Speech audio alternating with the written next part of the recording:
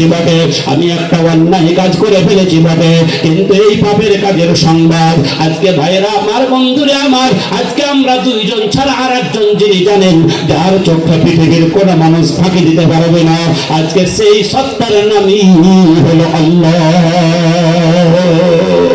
এই মহিলা মনে মনে ভেবে দিয়েছিল, আমি যদি এই অবস্থায় মৃত্যুবরণ করি, আমি যদি এই অবস্থায় মারা যাই, তাহলে তো আমাকে আজীবন কাল জাহান্নামের আগুনে পুড়তে হবে, আজীবন কাল জাহান্নামের আগুনে জ্বলতে হবে।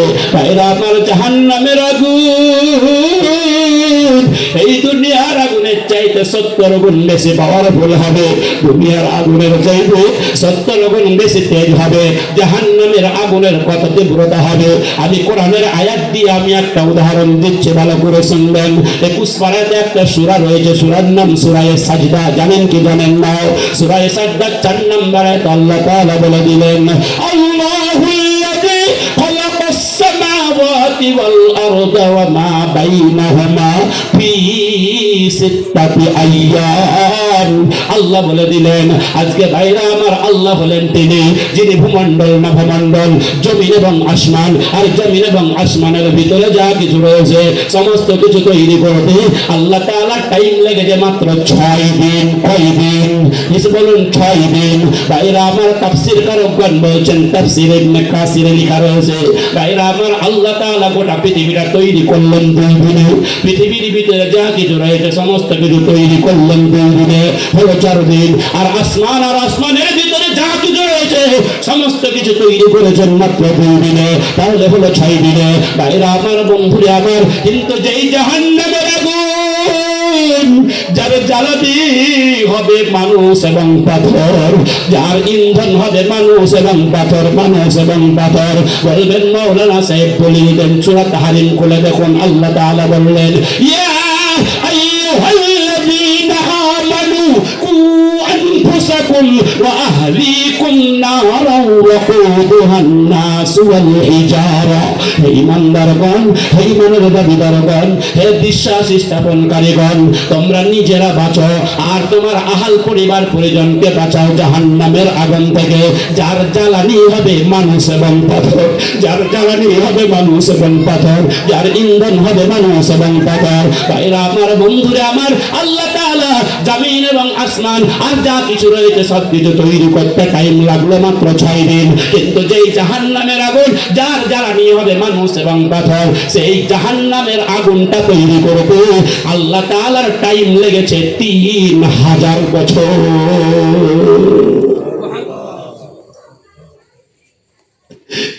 মুসলমান, তাহলে আজকে চিন্তা করুন, জাহান্নামের আজকে আগুনের কত তেজ হবে, জাহান্নামের আগুনের প্রখরতা কত হবে, জাহান্নামের আগুনের তীব্রতা কত হবে। এবার জাহান্নাম যে জায়গাটা, তার গভীরতা কত একটু আমি আপনাকে বোঝাতে চাই। দুনিয়ার যারা বৈজ্ঞানিক তারা বলছেন, পৃথিবীর যে প্রথম আসমান, যার দূরত্ব হলো 500 বছরের রাস্তা, এই পৃথিবীর প্রথম আসমান থেকে যদি একটা ভারী পাথর, এই পাথরটাকে যদি দুনিয়াতে ছেড়ে দেওয়া হয়, এই পাথরটা টাইম লাগে, আসতে টাইম লাগে, কেউ বলছে 24 ঘন্টা, না না না, তার আগেই দুনিয়াতে চলে আসে। ভাইরা আমার, যেই জাহান্নাম আপনার আমার জন্য তৈরি করেছেন, নবী আমার বলছেন, বুখারী শরীফের হাদিসে লেখা রয়েছে, ওই জাহান্নামের মুখে যদি একটা ভারী পাথরকে ছেড়ে দেওয়া হয়, এই ভারী পাথরটা জাহান্নামের তলদেশে পৌঁছাতে টাইম লাগে 70 বছর। ও মুসলমান, ও আমার দিনদার আল্লাহওয়ালা বাবাজিরা, ও আমার নেককার পরেজগার বাবাজিরা, কথা ভালো করে বুঝবেন। তাহলে জাহান্নামের গভীরতা কত, জাহান্নামের আগুনের তীব্রতা কত। এই মহিলা মনে মনে ভেবে নিয়েছিল, আমি যদি এই অবস্থায় মারা যাই, আমি যদি এই অবস্থায় মৃত্যুবরণ করি, তাহলে তো আমাকে আজীবনকাল জাহান্নামের আগুনে পড়তে হবে, আমাকে আজীবনকাল জাহান্নামের আগুনে জ্বলতে হবে। একমাত্র জাহান্নামের ভিতরে একমাত্র দোজখের ভয়ে ভীত হয়ে, একমাত্র আল্লাহর ভয়ে ভীত হয়ে এই মহিলা নিজে নিজে এসে আল্লাহর নবীর দরবারে হাজির হয়েছে। আল্লাহর নবী ওই মহিলাকে কিছু বললেন না। আল্লাহর নবী বললেন, তুমি তোমার গার্জেনকে ডাকো, তুমি তোমার অভিভাবককে ডাকো। অভিভাবক যখন আল্লাহর নবীর দরবারে হাজির হয়েছে, ইসলাম কেমন মানবতার ধর্ম দেখুন, ইসলাম কেমন শান্তির ধর্ম দেখুন। আল্লাহর নবী বললেন, না, তুমি তাকে বাড়িতে নিয়ে গিয়ে ঘরের ভিতরে বন্দি করে রাখবে। আল্লাহর নবী বললেন, না, তুমি তাকে বাড়িতে নিয়ে গিয়ে প্রহার করবে। আল্লাহর নবী বললেন, না, তুমি তাকে বাড়িতে নিয়ে গালমন্দ করবে। আল্লাহর নবী বললেন, না, তুমি তাকে বাড়িতে নিয়ে গিয়ে ঘরের ভিতর মারধর করবে। আল্লাহর নবী বলছেন, আহসিন ইলাইহা, ও মহিলার গার্জেন, এই মহিলাটাকে বাড়িতে নিয়ে গিয়ে তার সঙ্গে তুমি উত্তম ব্যবহার করবে, তার সঙ্গে তুমি ভালো ব্যবহার করবে। একবার জোরে জোরে বলুন সুবহানাল্লাহ। ইসলাম এমন একটা মানবতার ধর্ম, ইসলাম এমন একটা শান্তির ধর্ম। আজকে মানুষের কল্যাণ করলে পারে, মানুষের উপকার করলে পারে, মানুষের ভালাই করলে পারে। আজকে শুধু আল্লাহ তাআলা সন্তুষ্ট হন তা নয়, আজকে আপনি পৃথিবীর যে কোনো জীবজন্তুর উপরে, যে কোনো পশু পক্ষীর উপরে আপনি যদি দয়া করতে পারেন, দয়াশীল হতে পারেন, আল্লাহ আপনার এই দয়ার বিনিময়ে কাল কিয়ামতের মাঠে আল্লাহ তাআলা আপনাকে জান্নাত দান করতে পারেন। জোরে জোরে বলুন সুবহানাল্লাহ। ভাইরা আমার, বন্ধুরা আমার, বলবেন কেমন কথা বলছেন? মাঝখানে দুটো হাদিস আমি আপনাকে শোনাবো কথা পরিষ্কার করার জন্য। হাদিস যে দুটো বলবো, এই হাদিস হলো বিপরীতমুখী হাদিস। ভাইরা আমার, বন্ধুরা আমার, আলেমগণ বসে আছেন। একটি হাদিস, প্রথম হাদিস হলো একজন পতিতালয়ের মহিলা, যার কাজটাই হলো দেহ ব্যবসা করা। এই মহিলা রাস্তা দিয়ে চলে যাচ্ছে, যেতে যেতে দেখে একটা কুয়ার পাশে একটা কুকুর তার জিহ্বাটা বের করে দিয়ে আজকে সে গোটা কুয়ার চতুর্পাশে শুধু ঘুর ঘুর করছে। কতজন কুয়া থেকে পানি তুলে নিয়ে চলে গেল, কেউ কুকুরটার প্রতি একটু দয়া দেখালো না, কেউ কুকুরটার প্রতি একটু মায়াও দেখালো না। এই মহিলাটা মনে মনে ভাবলো, হাই হাই রে, এই কুকুরটার যে অবস্থা, এ যদি আর কিছুক্ষণ পানি না পাই তাহলে আজকে পানির অভাবে আজকে কুকুরটা দুনিয়া থেকে বিদায় হয়ে যাবে, কুকুরটা মারা যাবে। এই মহিলাটার মনে একটু দয়া হলো, এই মহিলাটার মনে একটু মায়া হলো। বললো, আমি তো জীবনে কোনোদিন একটা ভালো কাজ করি নাই, আজকে একটা ভালো কাজ করে দেখি। আজকে গায়ে ছিল ওড়না, পায়ে ছিল চামড়ার মোজা, ওড়নাটা গা থেকে খুলে নিয়ে আজকে এই চামড়ার মোজাটাকে আজকে বাইরে আমার ওড়না দিয়ে বাঁধলো, বাঁধার পরে কুয়োর ভিতরে ফেলে দিল। এক মোজা পানি তুললো, আর পানি তোলার পরে কিছুটা পানি কুকুরটাকে পান করিয়ে দিল, আর কিছুটা পানি কুকুরটার গায়ের উপরে ছিটিয়ে দিয়ে হাত বুলিয়ে দিল। এতে কুকুরটা নিজের জানটা ফিরে পেয়ে লেজ দুলাতে দুলাতে আনন্দ চিত্তে সেখান থেকে প্রস্থান করল, সেখান থেকে চলে গেল। দয়ার রাসূল হাবিবুল্লাহ মুহাম্মদুর রাসূলুল্লাহ সাল্লাল্লাহু আলাইহি ওয়াসাল্লাম বলে দিলেন, এই মহিলা, এই পতিতালয়ের মহিলাটা এই কুকুরটাকে পানি পান করিয়ে তার আজকে বাইরে আমার জীবন বাঁচিয়েছিল বলে, জীবন রক্ষা করেছিল বলে আল্লাহ তাআলা তার বিগত জিন্দেগির গুনাহ খাতাগুলো মাফ করে দিয়ে কাল কিয়ামতের মাঠে এই পতিতালয়ের মহিলাটা যাবে জান্নাতে। একবার জোরে জোরে বলুন সুবহানাল্লাহ। নারে তাকবীর, নারে তাকবীর। ভাইরা আমার, বন্ধুরা আমার, আল্লাহর নবী বলছেন, লা ইয়ারহামুল্লাহু মান লা ইয়ারহামুন নাস। যারা মানুষের প্রতি দয়া করেন না, আল্লাহ তাদের প্রতি দয়া করেন না। আল্লাহর নবী বললেন না, যারা মুসলমানের প্রতি দয়া করে না, আল্লাহ তাদের প্রতি দয়া করেন না। আল্লাহর নবী বলছেন, যারা মানুষের প্রতি দয়া করে না, আল্লাহ তাদের প্রতি দয়া করেন না। এবার মানুষ কাকে বলা হয়? যার দুটো হাত রয়েছে, যার দুটো পা রয়েছে, যার বাক শক্তি রয়েছে, যার কথা বলার ক্ষমতা রয়েছে, যার বিবেক বুদ্ধি রয়েছে, তাকেই মানুষ বলা হয়। চাই সেটা মার হোক, ডোম হোক, ছুতর হোক, নাথর হোক, মুচি হোক, বাগদি হোক, হিন্দু হোক, মুসলমান হোক, পাহাড়ি হোক, বাঙালি হোক, যেই জাতির লোক হোক না কেন, যে জাতির লোক হোক না কেন, আজকে ভাইরা আমার নবী আমার বললেন লা ইয়ারহামুল্লাহু মান লা ইয়ারহামুন নাস, যারা মানুষের প্রতি দয়া করে না আল্লাহ তাদের প্রতি দয়া করেন না, যারা মানুষের প্রতি রহম করে না আল্লাহ তাদের প্রতি রহম করেন না, যারা মানুষকে ভালোবাসে আল্লাহ তাদেরকে ভালোবাসেন। একবার বলুন সুবহানাল্লাহ। ভাইরা আমার স্বামী বিবেকানন্দ বলে গেছেন জীবে প্রেম করে যেইজন সেইজন সে বিষয় ঈশ্বর। ভাইরা আমার এই কথা আমার নবী 1400 বছর পূর্বে বলেছেন ইরহামু মান ফিল আরজি ইয়ারহামুকুম মান ফিস সামাই। হে পৃথিবীর মানুষ, তোমরা যদি পৃথিবীর জীবজন্তুর উপরে পশু পক্ষীর উপরে তথা মানব জাতির উপরে তোমরা যদি দয়া করতে পারো তাহলে আসমান জমিনের যিনি মালিক, ভূমণ্ডল নভমণ্ডলের যিনি মালিক, নিহিরিকা পুঞ্জের যিনি মালিক, তারকারাজির যিনি মালিক, সেই মহান আল্লাহ পাক তাবারাকা তাআলা আরশে আজিম থেকে তোমাদের প্রতি দয়া করবেন। একবার জোরে জোরে বলুন সুবহানাল্লাহ। ভাই চলুন এবার বিপরীত মুখে একটি হাদিস বলি। এক মহিলার বাড়িতে ছিল একটা বিড়াল। বিড়াল যদি কারো বাড়িতে থাকে কেউ ভালোবাসে, কেউ আবার ঝাঁটালিয়ে তাড়া করে। ভাইরা আমার যাই হোক, এক মহিলার বাড়িতে ছিল একটা বিড়াল, আর বিড়ালটা থাকার কারণে আজকে তার একটা কোনো ক্ষতি করে দিয়েছে, হয় মাছ টাছ খেয়ে নিয়েছে কিংবা দুধ টুধ কিছু খেয়ে নিয়েছে, ওর ক্ষতি করে নিয়েছে। ওর এত রাগ যে বিড়ালটাকে ধরে আজকে প্রহার করলো, মারধর করলো, আর মারধর করার পরে জিঞ্জিরি দিয়ে বেঁধে রেখে দিয়েছে। মহানবীর পরিভাষায় আজকে সে বিড়ালটাকে ছেড়েও দিল না, আর বিড়ালটাকে সে নিজে কিছু খেতেও দিল না, বিড়ালটাকে সে নিজে কিছু খেতেও দিল না, আর বিড়ালটাকে সে ছেড়েও দিল না। ভাইরা আমার, বন্ধুরা আমার, যদি সে বিড়ালটাকে ছেড়ে দিত তাহলে হয়তো পৃথিবীর পোকামাকড় খেয়ে অন্তত পক্ষে বেঁচে থাকতে পারতো। সে বিড়ালটাকে ছেড়েও দিল না, আর বিড়ালটাকে নিজে কিছু খেতেও দিল না। এই অবস্থায় 2-3 দিন পরে বিড়ালটা না খেয়ে মারা গেল। দয়ার রাসূল হাবিবুল্লাহ মুহাম্মদ রাসূলুল্লাহ সাল্লাল্লাহু আলাইহি ওয়াসাল্লাম বলে দিলেন, এই মেয়েটা এই বিড়ালটাকে না খেয়ে মেরে ফেলার কারণে কাল কিয়ামতের মাঠে তাকে জাহান্নামে শাস্তি দেওয়া হবে। একবার বলুন নাউজুবিল্লাহ। ভাইরা আমার, বন্ধুরা আমার, চলুন আগের হাদিসের দিকে যাই। আল্লাহর নবী বললেন আজকে তুমি তোমার মেয়েটাকে বাড়িতে নিয়ে গিয়ে আজকে তার সঙ্গে তুমি ভালো ব্যবহার করবে।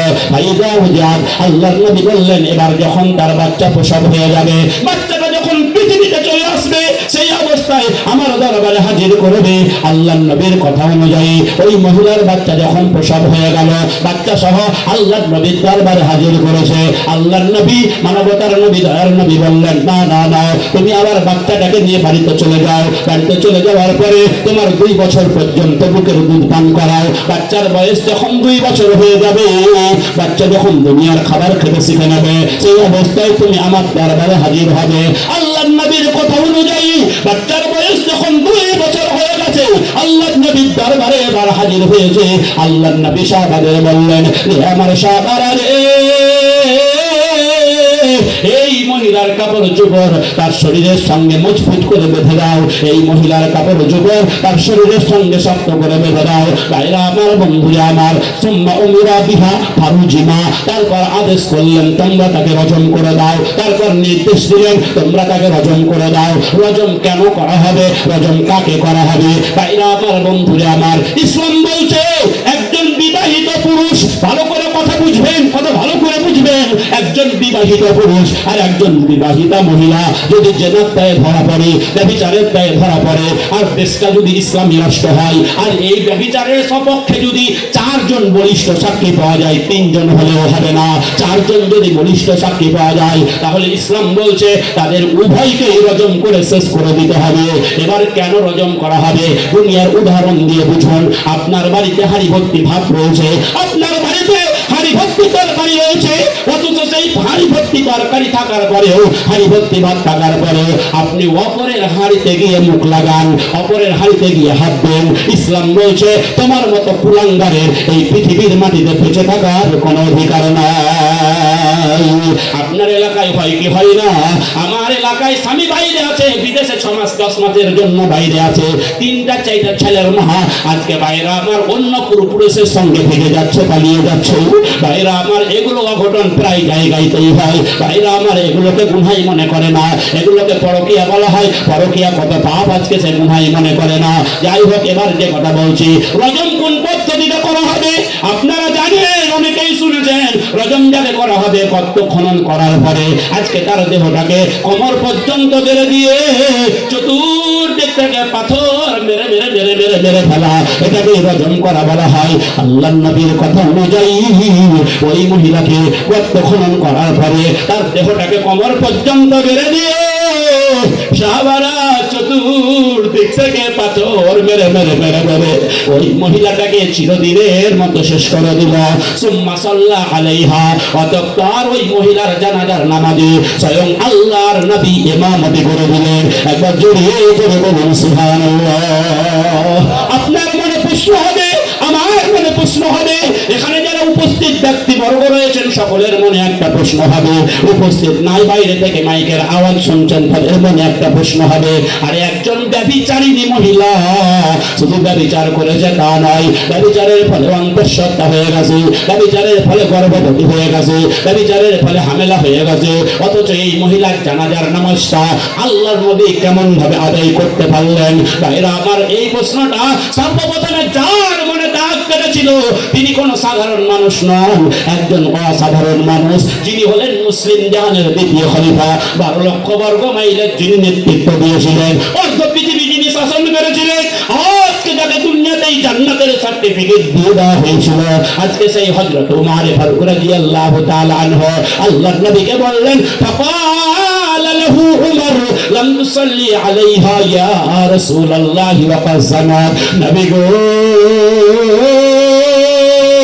এই মহিলাটা তো জেনা করেছে, এই মহিলাটা তো ব্যভিচার করেছে, এই মহিলাটা তো আজকে পাপের কাজ করেছে, অথচ কেন আপনি এই মহিলার জানাজার নামাজে ইমামতি করে দিলেন? আপনি অথচ কেন এই মহিলার জানাজার নামাজটা আদায় করলেন? আল্লাহর নবী হযরত উমর ফারুককে বলেছিলেন, লাকাদ তাবাত তাওবাতান লাউ কুসিমাত বাইনা 70 মিন আহলিল মাদিনাতি লাওয়াসাতুহুম। উমর রে, এই মহিলাটা আল্লাহর কাছে এমন ভাবে তওবা করেছে, এই মহিলাটা আল্লাহর কাছে এমন ভাবে মাফ চেয়েছে, এই মহিলাটা আল্লাহর কাছে এমন ভাবে ক্ষমা চেয়েছে, তার এই তওবাটাকে যদি মদিনার 70 জন গুনাহগার বাসিন্দাদের মধ্যে বন্টন করে দেওয়া হয়, কাল কিয়ামতের মাঠে বাঁচার জন্য এটাই তাদের পক্ষে যথেষ্ট হয়ে যাবে। একবার জোরে জোরে বলুন সুবহানাল্লাহ। নারে তাকবীর, নারে তাকবীর। ভাইরা আমার, কি বুঝলেন? একজন ব্যভিচারিণী মহিলা শুধু ব্যভিচার করেছে তা নয়, ব্যভিচারের ফলে অন্তঃসত্ত্বা হয়ে। এই বাইরে কে গন্ডগোল করছে গো? বাইরে কে চিল্লাচ্ছে? ভাইরা আমার, বন্ধুরা আমার, যাই হোক, যে কথা বলতে চাইছিলাম, তাহলে একজন ব্যভিচারিণী মহিলা শুধু ব্যভিচার করেছে তা নয়, ব্যভিচারের ফলে অন্তঃসত্ত্বা হয়ে গেছে, ব্যভিচারের ফলে গর্ভবতী হয়ে গেছে, ব্যভিচারের ফলে হামেলা হয়ে গেছে। এই রকম মহিলার তওবা যদি আল্লাহর দরবারে কবুল হয়, আপনি আমি কতটা অন্যায় করেছি, কতটা গুনাহ করেছি, কতটা পাপ করেছি, যে পাপের দরুন আমরা নিজেরাই ফয়সালা দিয়ে দিচ্ছি আমাদের পাপগুলো বুঝি মাপ হবে না। না না বন্ধু, আপনি আমি অন্ধকার রজনীতে আল্লাহর দরবারে কেঁদে কেঁদে সালাতুল ইস্তিগফারের 2 রাকাত নামাজ আদায় করে যদি আল্লাহর কাছে এখন ইস্তফারে যদি আপনি যদি প্রার্থনা করতে পারেন, আজকে তওবা করতে পারেন, অবশ্যই আল্লাহ তাআলা আপনার আমার জিন্দেগীর গুনাহ খাতাগুলোকে মাফ করে দেবেন। জোরে জোরে বলুন সুবহানাল্লাহ। ভাইরা আমার, বন্ধুরা আমার, চলুন এবার আরেকটা জিনিসকে পাওয়ার জন্য, এটা 1 নাম্বার হলো। দ্বিতীয় আরেকটা জিনিস, টাইম মনে হয় আমি পাবো না গো, 9টা পর্যন্ত, তো 8:21 বেজে গেছে। ভাইরা আমার, চলুন এবার আরেকটা জিনিসকে পাওয়ার জন্য তার পিছনে আমাদের ছুটতে বলা হলো। আল্লাহ তাআলা বলছেন কি, ওয়া জান্নাতিন, জান্নাতকে পাওয়ার জন্য তার পিছনে আমাদের দৌড়াতে বলা হলো। জান্নাতকে পাওয়ার জন্য তার পেছনে আমাদের ছুটতে বলা হলো। এবার জান্নাত কোন জায়গাটার নাম খুব ভালো করে শুনবেন। আপনার 60 বছর 70 বছর 80 বছরের জিন্দেগি, এই জিন্দেগিটা যখন শেষ হয়ে যাবে, ভাইরা আবার মসজিদের মাইকে যখন আপনার নামের এলান করা হবে, আব্দুস সাত্তার সকাল 3টার সময় আজকে দুনিয়া থেকে বিদায় হয়ে গেছে, মসজিদের পালকিখানা যখন আপনার বাড়ির দরজায় হাজির করা হবে, ভাইরা আমার পুরুষ হলে 3 খানা কাপড়, মহিলা হলে 5 খানা কাপড়, এই কাপড়টা সে সম্বল মনে করে পরিয়ে দিয়ে আপনাকে যে একটা ঘরে নিয়ে যাওয়া হবে, যেই ঘরের নাই কোনো দরজা, যেই ঘরের নাই কোনো জানালা, যেই ঘরটার কথা আমরা দুনিয়াতে স্মরণ করি না, যেই ঘরটা আমাদের দুনিয়াতে বারবার আমাদেরকে ডেকে ডেকে 70 বার করে বলছে, আনা বাইতুল গুরাবাতি, আমি হলাম গরিবের ঘর, আমি হলাম গরিবের ঘর, আমি হলাম গরিবের ঘর, আমি একজন এমন একজন গরিবের ঘর, আমার ডান দিকের দেওয়ালটা হলো মাটির, বাম দিকের দেওয়ালটাও হলো মাটির, তুমি যে বিছানায় শয়ন করেছো এই বিছানাটাও হলো মাটির। আজকে তুমি দুনিয়াতে কত যতই কোটিপতি হও না কেন, যত লাখপতি হও না কেন, যত করোড়পতি হও না কেন, আজকে তোমাকে সেই মাটির ঘরেই থাকতে হবে। তোমার জন্য পালঙ্কের ব্যবস্থা করা হবে না, তোমার জন্য সোফার ব্যবস্থা করা হবে না, তোমার জন্য মখমলের ব্যবস্থা করা হবে না। আজকে এই জায়গায় একটা যে আরামদায়ক স্থানের দরকার, একটা যে সুখময় স্থানের দরকার, এই সুখময় স্থানটার নামই হলো জান্নাত। ভাইরা আমার, বন্ধুরা আমার, এবার আমি আপনাকে বলবো, আপনার জমিতে যদি আলুতে ধসা লেগে যায় তাহলে কোন বিষটা দিলে পারে আলুর ধসা মরে যাবে, এটা আপনাদের ভালোভাবে জানা আছে। আপনার জমিতে যদি ধানে পোকা লেগে যায় কোন বিষটা দিলে পারে ধানের পোকা মরে যাবে, এটা আপনার ভালোভাবে জানা আছে।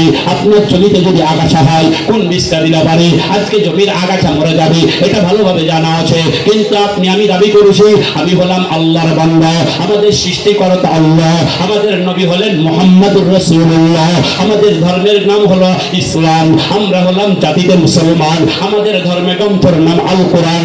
এত কিছু দাবি করার পরেও আমাদের 90% মুসলমান আমরা জানি না আল্লাহ তাআলা কোন আমলগুলো করলে পারে, কোন ভালো কাজগুলো করলে পারে আল্লাহ তাআলা আমাদেরকে জান্নাত দান করবেন, আল্লাহ তাআলা আমাদেরকে বেহেশত দান করবেন, যদিও জানি আমরা সেগুলো মানতে রাজি নাই। ভাইরা আমার, চলুন বুখারী মুসলিম থেকে একটি হাদিস বলবো। হাদিস বর্ণনাকারী সাহাবী হলো আহলে সুফফার একজন হিত দরিদ্র সাহাবী, সর্বাধিক হাদিস বর্ণনাকারী সাহাবী। এই সাহাবীটাই এত গরীব, এত গরীব, ক্ষুধার যন্ত্রণায় কাতর হয়ে মদিনার গলিতে আজকে পড়ে রয়েছে, মদিনার মসজিদে নববীর যাওয়ার রাস্তায় পড়ে রয়েছে। সাহাবাগণ মনে করে এর মনে হয় মির্গি রোগ হয়েছে, কিন্তু না, ক্ষুধার যন্ত্রণায় আজকে পড়ে রয়েছে। কতজন সাহাবী তাকে পা মারিয়ে মারিয়ে চলে যাচ্ছে। ভাইরা আমার, বন্ধুরে আমার, এত হিত দরিদ্র সাহাবী, আজকে তার নাম হলো হযরত আবু হুরায়রা রাদিয়াল্লাহু তাআলা আনহু। জানেন কি জানেন না?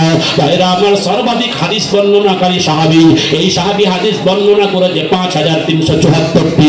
আজকে তার বর্ণনাকৃত হাদিসের মধ্যে থেকে একটি হাদিস, আন আবি হুরায়রা রাদিয়াল্লাহু তাআলা আনহু قال ربي النبي صلى الله عليه وسلم فقال دلني على عمل إذا عملته دخلت الجنة قال أن تعبد الله ولا تشركوا به شيئا وتقيم الصلاة المكتوبة وتؤدي الزكاة المفروضة وتصوم رمضان إلى آخر الحديث الرسول حبيب الله محمد رسول الله صلى الله عليه وسلم দরবারে একটা গ্রাম লোক, একটা দেহাতি লোক, একটা গ্রামের মানুষ আল্লাহর নবীর কাছে এসে বলছে, ইয়া রাসূলুল্লাহ, ওগো আল্লাহর নবী, নবী গো, আপনি আমাকে এমন কতগুলো আমলের কথা বলে দিন, এমন কতগুলো কাজের কথা বলে দিন, যে আমলগুলো করলে পারে আমরা সহজেই জান্নাতে চলে যেতে পারি, আমরা সহজেই বেহেশতে চলে যেতে পারি, আমি সহজেই স্বর্গে চলে যেতে পারি। আল্লাহর নবী 4টা আমলের কথা বললেন।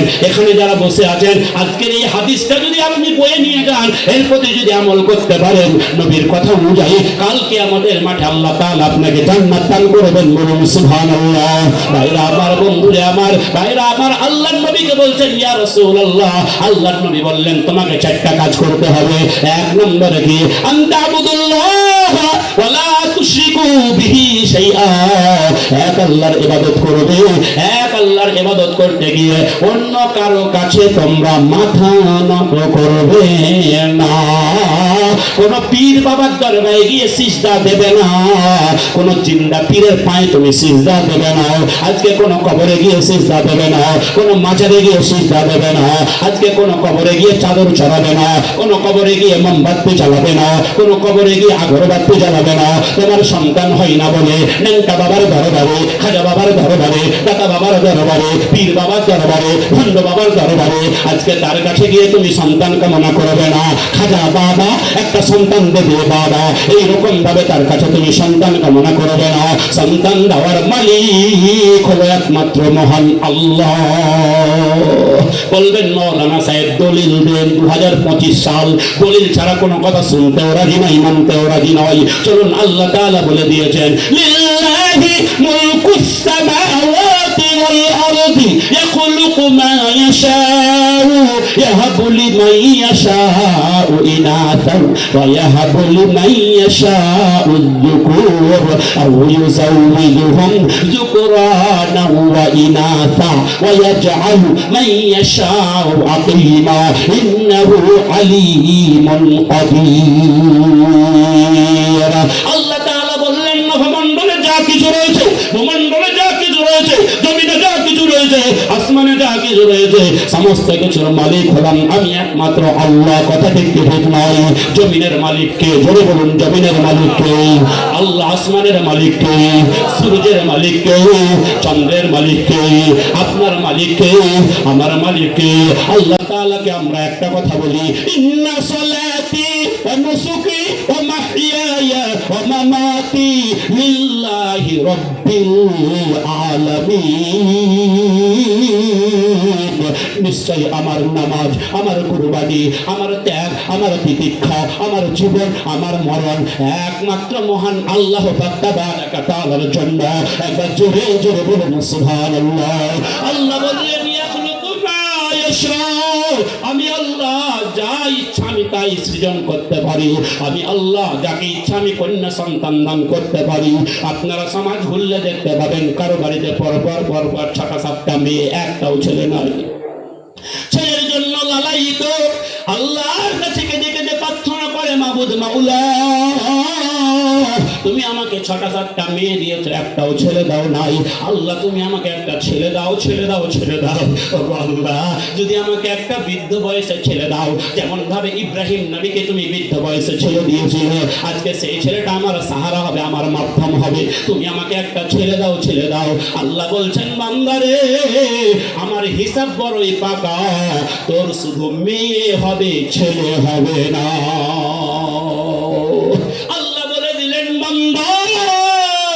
আজকে আমি যাকে ইচ্ছা আমি পুত্র সন্তান দান করে থাকি।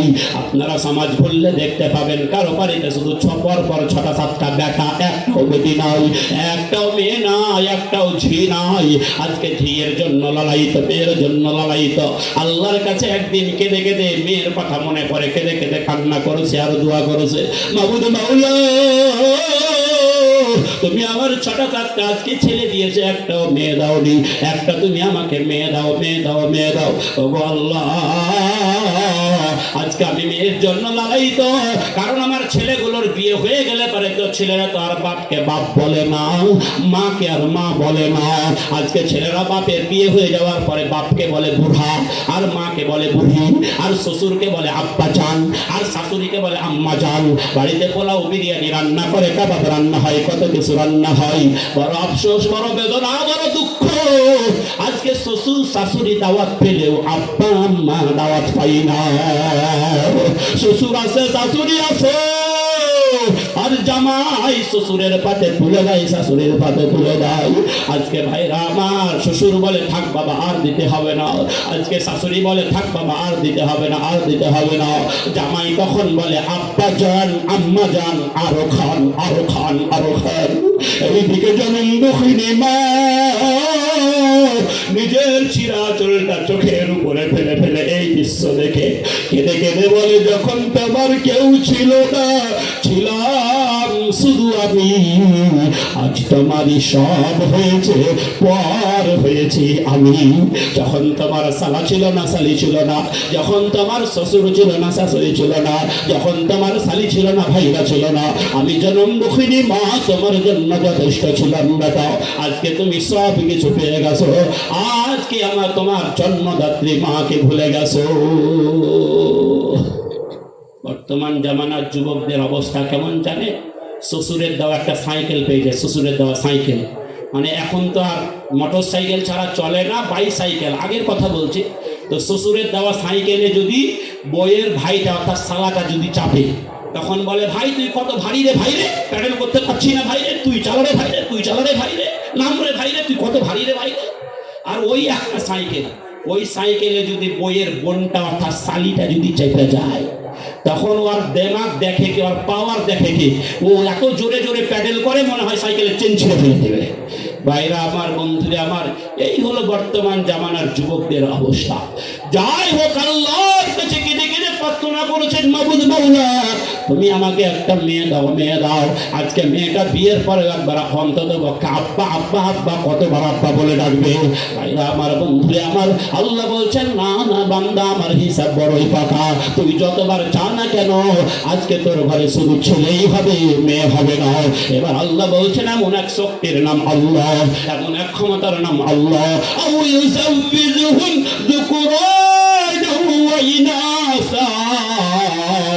আমি আল্লাহ যাকে ইচ্ছা পুত্র আর কন্যা উভয় সন্তান দান করে থাকি। আপনারা সমাজে ভুললে দেখতে পাবেন কারো বাড়িতে দুটা ছেলে দুটা মেয়ে, একটা ছেলে একটা মেয়ে, তিনটা ছেলে তিনটা মেয়ে। ভাইরা আমার, এবার আল্লাহ একটা কথা বলছেন, ওয়ায়াজআলু মাইয়াশাউ আকিমা। কথা ভালো করে শুনে রেখে দাও, আমি আল্লাহ এমন এক শক্তির নাম আল্লাহ, আমি আল্লাহ যাকে ইচ্ছা কন্যা সন্তান দান করি, আমি আল্লাহ যাকে ইচ্ছা পুত্র সন্তান দান করি, আমি আল্লাহ যাকে ইচ্ছা বেটা বেটি উভয় সন্তান দান করি। এবার আল্লাহ বলছেন বান্দা, আমার শক্তি সম্পর্কে তো ধারণা নাই, ধারণা শুনেলে ওয়ায়াজআলু মাইয়াশাউ আকিমা। আমি আল্লাহ যাকে ইচ্ছা বন্ধা করে রাখি, আমি আল্লাহ যাকে ইচ্ছা বাঁধা করে রাখি, আমি আল্লাহ যাকে ইচ্ছা বাঁধি করে রাখি। আমি এবার একটা কথা বলছি, কথা ভালো করে শুনবেন। আল্লাহ যাকে বাঁধি বলে ঘোষণা করে দিয়েছে, আল্লাহ যাকে বাঁধি বলে ইসলাম মেরে দিয়েছে, আল্লাহ যাকে বাঁধি বলে ঘোষণা করে দিয়েছে, আজকে তার বন্ধাত্ব দূরীকরণের জন্য সারা পৃথিবীর আলেম ওলামা মিলে যদি পানি পরা দেয়, ঝাড়ফুঁক করে তেল পরা দেয়, তাবিজ দেয় তাবিজ, তবুও তার বন্ধাত্ব দূরীকরণ হবে না, হবে না, হবে না। কেন হবে না? আল্লাহ বলছেন ইন্নাল্লাহ আলা কুল্লি শাইইন কাদির, নিশ্চয় আমি আল্লাহ বললাম সবার উপরে আমি ক্ষমতাবান, সব কিছুর উপরে আমি ক্ষমতাবান। ভাইরা আমার, এবার আমি আপনাকে দুনিয়ার জাগতিক হিসাবের কথা একটু বলছি। ভাইরা আমার, আপনি বিয়ে করেছেন, 10 বছর বিয়ে হয়ে গেল, 12 বছরে বিয়ে হয়ে গেল, 15 বছর বিয়ে হয়ে গেল, এখনো পর্যন্ত আপনি সন্তানের জনক হতে পারেন নাই, আপনার স্ত্রী সন্তানের জননী হতে পারে নাই। একদিন হঠাৎ করে, আমি নমুনা বলছি পরে মিলিয়ে নেবেন, আজকে গায়ে বড় একটা জুব্বা, মাথায় একটা সবুজ রঙের পাগড়ি, হাতে একটা বাঁকা লাঠি, হাতে একটা মোটা দানার তসবিহ, বড় মুখে মুখে বড় বড় দাড়ি, আপনার বাড়ির দরজায় ইল্লাল্লাহ ইল্লাল্লাহ বলে ঢুকে পড়ল। ঢুকে পড়ার পরে আপনার স্ত্রীর কাছে গিয়ে বলছে, রে আমার ভাবি, রে আমার বোন, আজকে তোর মনে কত দুঃখ, তোর মনে কত বেদনা, তোর মনে কত যন্ত্রণা।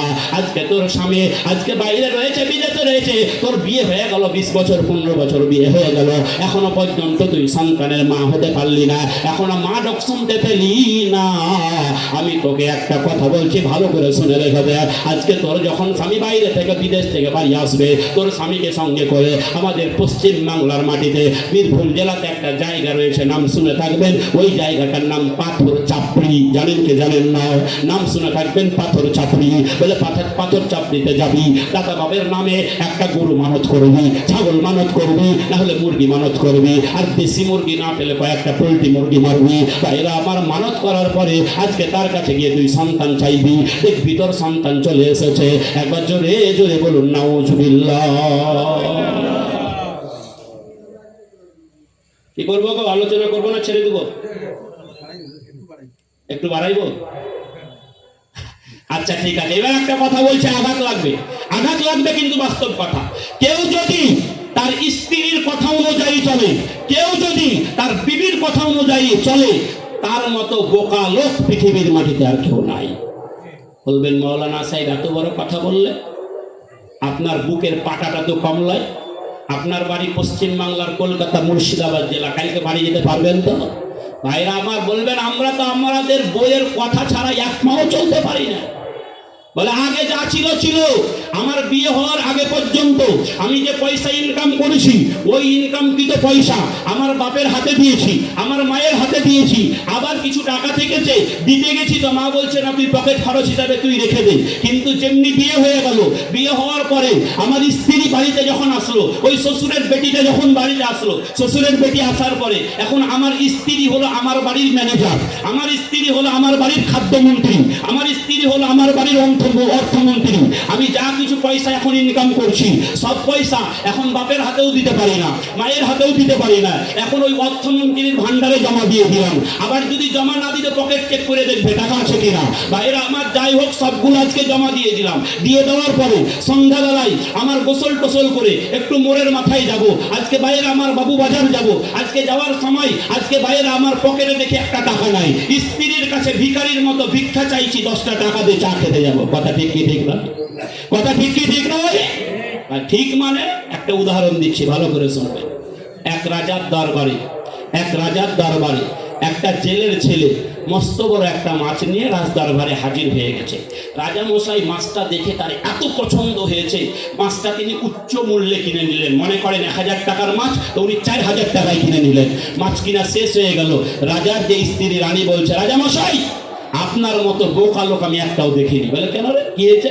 বলে সামান্য একটা মাছ, যেই মাছটার দাম 1000 টাকা হবে না, আপনাকে ভগিয়ে ভাগিয়ে আপনার স্ত্রী আজকে জেলের ছেলেটা 4000 টাকা নিয়ে চলে গেল। তো বাইরে আমার আপনার মতো বোকা লোক আমি একটাও দেখিনি। রাজা বলছে তাহলে কি করতে হবে বল? এক কাজ করেন, ছেলেটাকে ডাকেন, ডাকার পরে জিজ্ঞেস করেন এই মাছটা মুজাক্কার না মুয়ান্নাস, এই মাছটা পুরুষ মাছ আছে না মহিলা মাছ আছে। ছেলেটা যদি বলে এটা পুরুষ মাছ আছে, আপনি বলবেন আমার মহিলা মাছের দরকার ছিল। যদি বলে দেয় এটা মহিলা মাছ আছে, আপনি বলবেন আমার পুরুষ মাছের দরকার ছিল। এই বাহানাতে আপনি তাকে মাছটা ফেরত দিয়ে দেন। কথা তো খুব ভালো। আজকে ছেলেটাকে ডাকলেই বাবা শুন বলে কি হয়েছে? বলে আচ্ছা বলো তো বাবা এই মাছটা মুজাক্কার না মুয়ান্নাস, এই মাছটা পুরুষ আছে না মহিলা আছে? ছেলেটা রাজার চালাকি বুঝতে পেরে নিয়েছে, সঙ্গে সঙ্গে বলছে রাজা মশাই এই মাছটা না মুজাক্কার আছে না মুয়ান্নাস আছে, এই মাছটা না পুরুষ আছে না মহিলা আছে, এই মাছটা হিজড়া মাছ আছে। রাজা বলছে আরে বাপরে বাপ, মানুষের ভিতরে 3 শ্রেণীর হয় এটা আমি শুনেছি, হয় পুরুষ হবে আর নাই মহিলা হবে, আর তৃতীয় নপুংসক হিজড়া হবে। কিন্তু এই মাছের ভিতরে হিজড়া মাছ এ তো আমি জীবনেও শুনিনি, আমার বাপের কালেও শুনিনি, আমার 14 গোষ্ঠীতে আজ পর্যন্ত কেউ শুনেনি এই হিজড়া মাছ বলে কোনো মাছ আছে। আর যদি সত্যি এই মাছটা হিজড়া মাছ হয়ে থাকে তাহলে তো আমার কপাল খুলে গেছে যে হিজড়া মাছটা আমার দরবারে এসেছে। তো রাজা খুশি হয়ে তাকে আরো 4000 টাকা দিয়ে নিয়েছে। 8000 টাকা পেয়ে ছেলেটা এবার বাড়ির দিকে যাচ্ছে, যেতে যেতে হঠাৎ করে একটা টাকা কোনো রকম ভাবে মাটিতে পড়ে গেছে। যেমনি পড়ে গেছে তো ওই টাকাটাকে আগে হুড়মুড় করে তুলতে গেছে। রাজার যে স্ত্রী রানী বলছে রাজা মশাই আপনি ছেলেটার ভিতরে কতটা লোভ একটু লক্ষ্য করেছেন? বলে কেন রে, কি হয়েছে? বলে আপনি তাকে 8000 টাকা দিলেন, 8000 টাকার ভিতরে সামান্য একটা টাকা পড়ে গেছে, এই এত ছোট লোকের বাচ্চা যে ওই টাকাটাকে আগে হুড়মুড় করে তুলতে গেছে, এই লোভের কারণে আপনি ওর কাছ থেকে সব টাকা কেড়ে নিলেন। রাজা বলছে আচ্ছা বাবু তোকে আমি 8000 টাকা দিলাম, ওই একটা টাকা পড়েছিল তো পড়ে থাকতে দিতিস, ওটাকে আবার কিসের জন্য তুলতে গেলি? বলে রাজা মশাই আপনি আমার বেয়াদবি মাফ করবেন, যেই টাকাটা পড়েছিল ওই টাকাটাতে আমার গাড়িও হবে না বাড়িও হবে না, কিন্তু আমি খুব গভীর মনোযোগ সহকারে দেখলাম যে টাকাটা পড়ে আছে ওই টাকাটাতে আপনার ছবি ছাপা রয়েছে, আর ছবির নিচে আপনার নাম খোদাই করে লেখা রয়েছে। এটা দেখলাম এই অবস্থায় এই টাকাটা যদি ফেলে রেখে দিয়ে চলে যায় তাহলে কতজন ইচ্ছাকৃত হোক অনিচ্ছাকৃত হোক আপনার পায়ে আজকে এই টাকার উপরে পা মারিয়ে চলে যাবে, জুতা পাই দিয়ে চলে যাবে, এতে আপনার নামের অসম্মান হবে। আমি আপনার রাজ্যের একজন প্রজা হয়ে আপনার নামের অসম্মান হোক, আপনার এই ছবির অসম্মান হোক, এটা তো আমি হতে দিতে পারি না। তাই সঙ্গে সঙ্গে ওই টাকাটা আগে তুলতে গেছি। রাজা বলছে তোর মতো রাজা ভক্ত প্রজা তুই ছাড়া আমার দেশে আর কেউ নাই। তো রাজা খুশি হয়ে আরো 4000 টাকা দিয়ে দিয়েছে। 12000 টাকা পেয়ে ছেলেটা এবার বগল বাজাতে বাজাতে বাড়ি চলে গেল। রাজা মশাই একটা কথা কাগজে লিখে ঘোষককে দিয়ে ঘোষণা করলেন। যে কথাটা লিখলেন সে কথাটা কত গুরুত্বপূর্ণ দেখুন, সে কথাটার প্রতি খেয়াল রাখুন। রাজা লিখলেন, কেউ যেন তার স্ত্রীর কথা অনুযায়ী না চলে, কেউ যেন তার বিবির কথা অনুযায়ী না চলে। যদি চলে তাহলে তার 1 টাকার জায়গায় আরো 3 টাকা বাঁচ যাবে। ভাইরা আমার, আমি আপনাকে ঘুরিয়ে ফিরিয়ে এত কথা বললাম কিসের কারণে জানেন? একটাই কারণ, আপনি নিজেকে যতই আল্লাহ ওয়ালা দিনদার মুত্তাকি পরেজগার ইমানদার মনে করুন, আর আপনি যদি বউ পাগলা স্বামী হয়ে থাকেন, বউ পাগলা স্বামী মানে বউয়ের কথাই উঠেন আর বউয়ের কথাই বসেন। বউ যদি বস, আপনি বসে যান। বউ যদি বলে আপনি উঠে যান। বউয়ের কথাই যদি উঠা বসা করেন, বউ পাগলা স্বামী হয়ে থাকেন।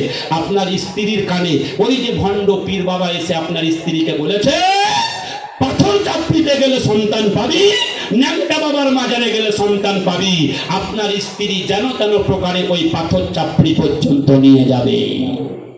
যদি যান তাহলে কি হবে? আমি বলছি না, আল্লাহর নবী বলছেন। রাসূল হাবিবুল্লাহ মুহাম্মদুর রাসূলুল্লাহ সাল্লাল্লাহু আলাইহি ওয়াসাল্লাম বলছেন, দুটো জিনিসকে কম্পালসারি করে দেয়, দুটো জিনিসকে অপরিহার্য করে দেয়, দুটো জিনিসকে ওয়াজিব করে দেয়। সাহাবারা বলেছিল, মাল মুজিবাতা ইয়া রাসূলুল্লাহি, ওগো আল্লাহর নবী, নবী গো, কোন দুটো জিনিসকে কম্পালসারি করে দেয়, কোন দুটো জিনিসকে অপরিহার্য করে যায়? আল্লাহর নবী বললেন, মাম্মাতা লা ইউশরিক বিল্লাহি শাইআন ফাদাখালাল জান্নাতা, যারা আল্লাহর সঙ্গে শরীক স্থাপন না করে মৃত্যুবরণ করলো, আল্লাহর সঙ্গে শিরিক না করে যারা মারা গেল, আল্লাহ তাআলা তাদের জন্য জান্নাতটাকে ওয়াজিব করে দিলেন, আল্লাহ তাআলা তাদের জন্য জান্নাতটা কনফার্ম করে দিয়েছেন, আল্লাহ তাআলা তাদের জন্য জান্নাতটা অবধারিত করে দিয়েছেন, আল্লাহ তাআলা তাদের জন্য জান্নাতটা রিজার্ভ করে দিয়েছেন। একবার জোরে জোরে বলুন সুবহানাল্লাহ। ওমান মাতা ইউশরিক বিহি শাইআন ফাদাখালান নার, যারা আল্লাহর সঙ্গে শরীক স্থাপন করে মৃত্যুবরণ করলো, যারা আল্লাহর সঙ্গে শিরিক করে যারা মারা গেল, আল্লাহর নবী বলছেন তাদের জন্য জাহান্নাম কনফার্ম হয়ে গেল, তাদের জন্য জাহান্নাম রিজার্ভ হয়ে গেল, তাদের জন্য জাহান্নাম অতঃপ্রবাহিত হয়ে গেল।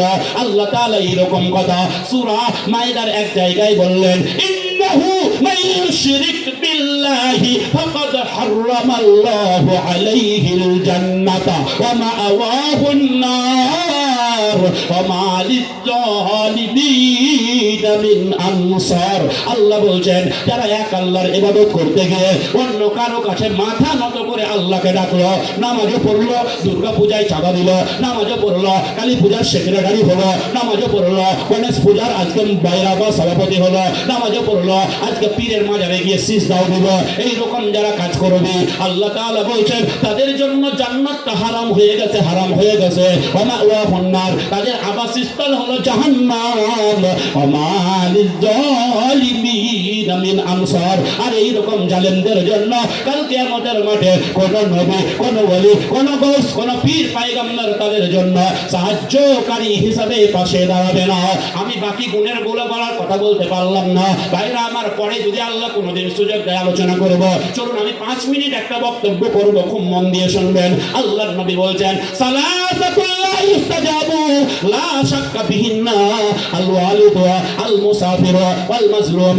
দার রাসূল হাবিবুল্লাহ মুহাম্মদুর রাসূলুল্লাহ সাল্লাল্লাহু আলাইহি ওয়াসাল্লাম বলছেন, এমন 3 শ্রেণীর মানুষ সমাজের ভিতরে বসবাস করে, তারা যেই মুহূর্তে যেই দোয়া করবে সেই দোয়াটাই আল্লাহ দরবারে সঙ্গে সঙ্গে কবুল হয়ে যাবে। আলেমগণ বসে আছেন, জিজ্ঞাসা করে দেখে নেবেন, তিরমিজি শরীফের হাদিস। আল্লাহর নবী তাকিদ দিয়ে বলছেন, লা শাক্কা বিহিন্না, এই কথার ভিতরে কোনো প্রকারের সন্দেহ থাকতে পারে না, এই কথার মধ্যে কোনো রকমের সন্দেহ থাকতে পারে না। ভাইরা আমার, যেমন ভাবে আল্লাহ তাআলা পবিত্র কালামুল্লাহ শরীফের প্রথমেই বলেছেন, জালিকাল কিতাবু লা রাইবা ফীহি, ওই সেই কিতাব যেই কিতাবের ভিতরে কোনো রকমের সন্দেহ তো দূরে থাকুক, সন্দেহের অবকাশ পর্যন্ত নয়। একবার জোরে জোরে বলুন সুবহানাল্লাহ। ভাইরা আমার, বন্ধুরে আমার, তার ভিতরে এক নম্বরে হলো আল ওয়ালিদু, বাপ মা ছেলে মেয়েদের জন্য যেই দোয়া করবে গো, বাপ মায়ের দোয়ার ভিতরে আল্লাহ তাআলা এত পাওয়ার দিয়েছেন, বাপ মায়ের দোয়ার ভিতরে আল্লাহ তাআলা এত ক্ষমতা দিয়েছেন, বাপ মায়ের দোয়ার ভিতরে আল্লাহ তাআলা এত শক্তি দিয়েছেন। বাপ মা ছেলে মেয়েদের জন্য নেক দোয়াই করুক আর বদ দোয়াই করুক, ভালো দোয়া করুক আর মন্দ দোয়া করুক, যেই দোয়াই করুক না কেন, বাপ মায়ের দোয়াটা আল্লাহর দরবারে সঙ্গে সঙ্গে কবুল হয়ে যাবে। বন্ধুগণ, আমি আমার এলাকার মুর্শিদাবাদ জেলার একটা কথা বলছি, মায়ের দোয়া আল্লাহর দরবারে কেমন ভাবে কবুল হয়েছে একেবারে বাস্তব কথা আমি আপনাকে শোনাচ্ছি। আমার যেখানে বাড়ি, আমার বাড়ি থেকে 14-15 কিলোমিটার দূরে লালগোলা বলে একটা বাজার রয়েছে, নাম মনে থাকবে হয়তো, অনেকেই জানেন লালগোলা। লালগোলা বাজারে একটা লোক দর্জির কাজ করতো, সেলাইয়ের কাজ করতো, দোকানখানা বন্ধ করে দিয়ে দুপুরবেলায় বাড়িতে গেল।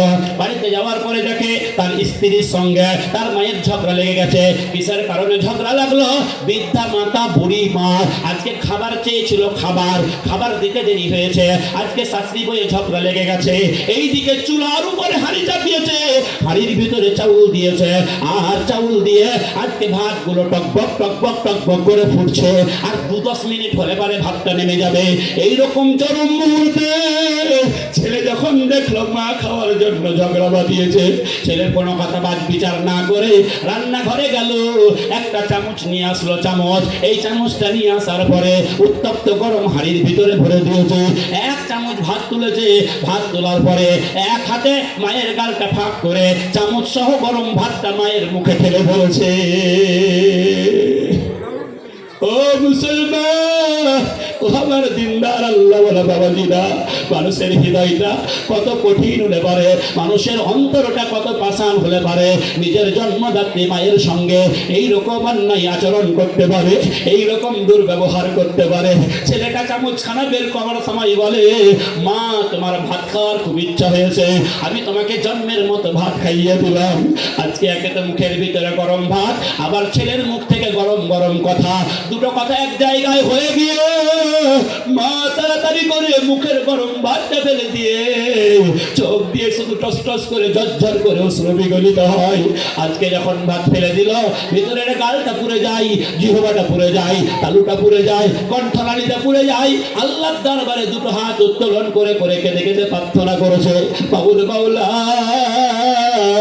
আমার সন্তান আমার সঙ্গে কি দুর্ব্যবহার করেছে, আমার সন্তান আমার সঙ্গে কি খারাপ ব্যবহার করেছে। আজকে ভাইরা আমার, বন্ধুরে আমার, এই খারাপ ব্যবহারের সংবাদ আজকে পৃথিবীর কোনো মানুষ না জানলেও আল্লাহ তোমার চোখকে কেউ ফাঁকি দিতে পারবে না। আল্লাহ আজকের যেটা ন্যায্য বিচার হয় তুমি সেটা করে দেখিয়ে দাও। আমি আপনাকে সমাধানের কাহিনী শোনাচ্ছি না, একেবারে বাস্তব কথা বলছি। মায়ের দোয়া আল্লাহ দরবারে সঙ্গে সঙ্গে এমন ভাবে কবুল হয়ে গেল, আল্লাহ তাআলা তার ছেলের বাম, আজকে ভাইরা আমার, যেই হাতটা দিয়ে মায়ের মুখে টেনে ধরেছিল, আজকে ওই হাতটাকে এমন ভাবে প্যারালাইসিস করে দিল, এমন ভাবে অচল করে দিল, এমন ভাবে আজকে ভাইরা আমার নষ্ট করে দিল। ওই ছেলেটা দুনিয়াতে এখন বেঁচে আছে কিনা বলতে পারবো না, তবে দুনিয়াতে যতদিন বেঁচে ছিল ওই হাতে আর কোনো প্রকারের কাজ করতে পারে না।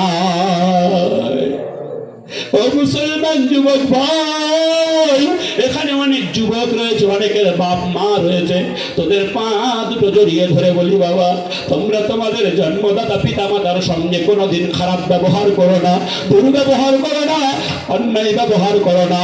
হতে পারে তোমার অন্যায় ব্যবহারের দরুন তোমার বাপের জবান থেকে, তোমার মায়ের মুখ থেকে এমন অভিশাপপূর্ণ কথা বেরিয়ে যাবে যার দরুন তুমি সারা জীবন কাঁদলেও সেই কথার খেসারত আদায় হবে না। 2 নম্বরে হলো আল মুসাফির, মুসাফির ব্যক্তি সফরের হালতে যে দোয়া করবে গো, মুসাফিরের দোয়াটা আল্লাহর দরবারে সঙ্গে সঙ্গে কবুল হয়ে যাবে।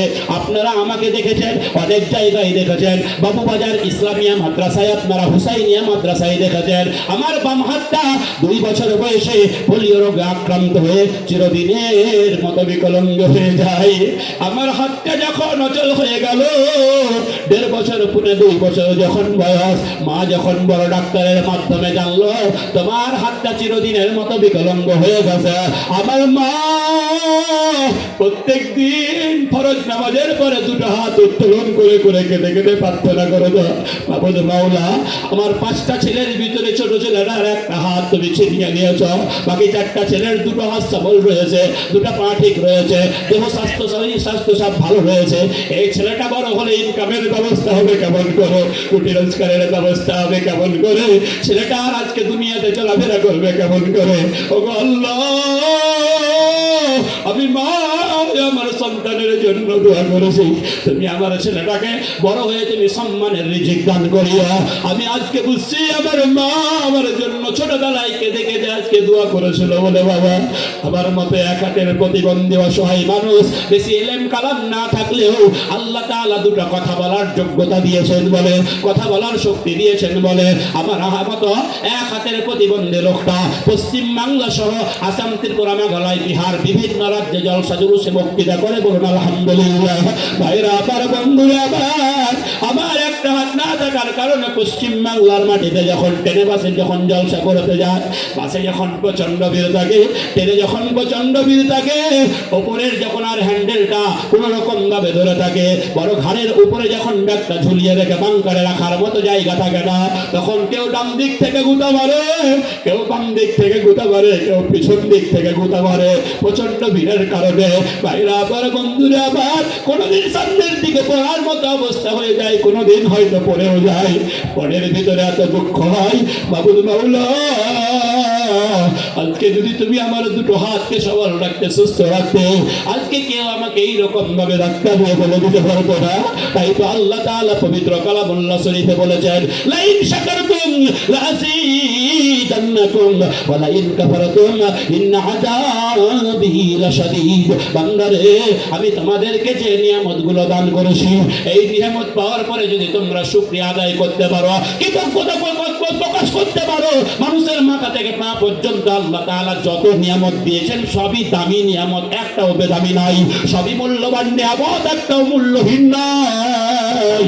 আল্লাহ তাআলা আপনাকে এই হাতের মাধ্যমে, আল্লাহ তাআলা আপনার এই যোগ্যতার মাধ্যমে, বিবেক বুদ্ধির মাধ্যমে আপনি যে পয়সা ইনকাম করেছেন, এটা আল্লাহ তাআলার দেওয়া নিয়ামত। ভাইরা আমার বন্ধুরা আমার, এই নিয়ামত পাওয়ার পরে আপনি যদি শুকরিয়া আদায় করতে পারেন, আমি যদি শুকরিয়া আদায় করতে পারি, কৃতজ্ঞতা প্রকাশ করতে পারি, আল্লাহ বলছেন আমি তোমাদের নিয়ামতকে বাড়িয়ে দেবো, বাড়িয়ে দেবো, বাড়িয়ে দেবো।